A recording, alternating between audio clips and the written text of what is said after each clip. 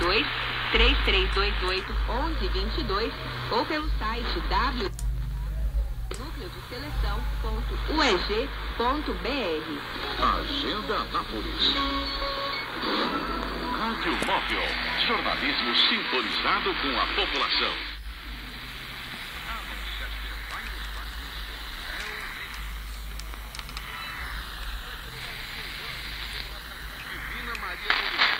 Em frente à casa da senhora tem um buraco que o ônibus está tendo dificuldade de passar, não está passando. Como é que é a história? Conta pra mim. Está tendo dificuldade, às vezes a gente pensa até que está acontecendo um acidente. É muito grande o buraco, fica na rua Catarina Salomão. Rua Catarina Salomão, bairro De São Jorge. São Jorge. O buraco é em frente à casa da senhora. Frente à minha casa. O que foi lá? A Saneago que deixou o buraco ou foi a chuva que deu prejuízo? Não deve ser a chuva, né? Esse buraco já tem quanto tempo? Ah, tem uns 6 meses que eu moro lá, já tinha ido. Já. 6 meses, então já tinha. O buraco é antigo já, né? Já tá caducando lá nesse bairro.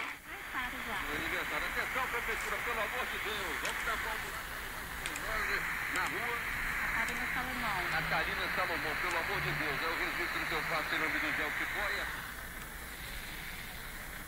Farmácia de Madeireira Brasil. 96 é o estádio Jonas Duarte, tem forro PVC a 24,90 metro quadrado. Madeireira Brasil, Brasil Sul, em frente ao Jonas Duarte. Você está ligado na Manchester. No ar. Jornal da Tarde. A síntese do dia. E agora, 5 horas e 44 minutos.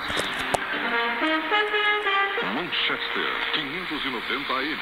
Anápolis. Arroz brejeiro é paixão antiga, essa marca é minha amiga, lá em casa é habitual.